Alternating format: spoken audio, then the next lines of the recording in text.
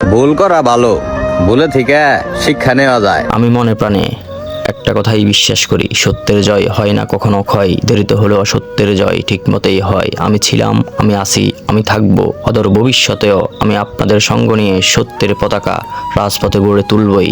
যতই বাধা বিপত্তি আসুক না কেন, যতই আমাকে মৃত্যুর হুমকি দেওয়া হোক না কেন, আমি মনে প্রাণে বিশ্বাস করি জন্ম যেহেতু হয়েছে মৃত্যু অনিবার্য।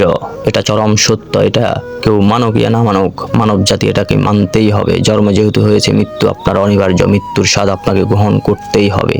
তাই আমি বলি সত্যের জয়, সত্যের পতাকা তুলতে গিয়ে যদি আমার মরণ আসে, আমি সেই মরণ হাসি মুখে বরণ করে নিব ইনশাল্লাহ।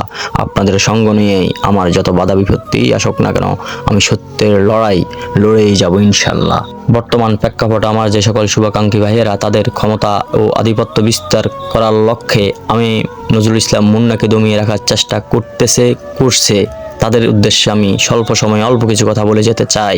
আপনারা যদি মনে করেন আমি এক মুন্নাকে দমিয়ে রেখে আপনারা আপনাদের ক্ষমতা এবং আধিপত্য বিস্তার করতে পারবেন, তাহলে আমি মনে করি আপনারা প্রকাশ স্বর্গে বসবাস করতেছেন।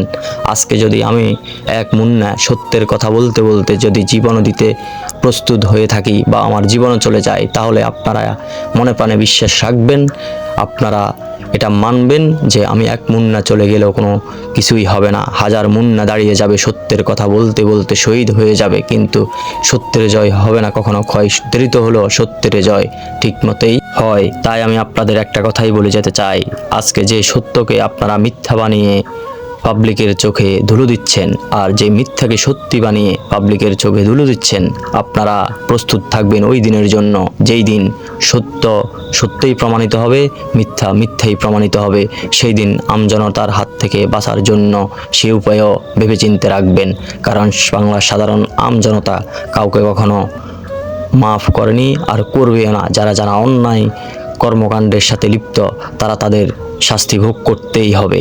যদিও আমজনতা করতে না পারে, তাহলে মালিক একজন আছে, ওনার দরবারে সেই দিন এই কর্মকাণ্ডের বিচার ঠিক মতোই হবে। যতই বাধা বিপত্তি ঘটান না কেন আমার রাস্তায়, আমি আসব, আমি ছিলাম, আমি থাকব।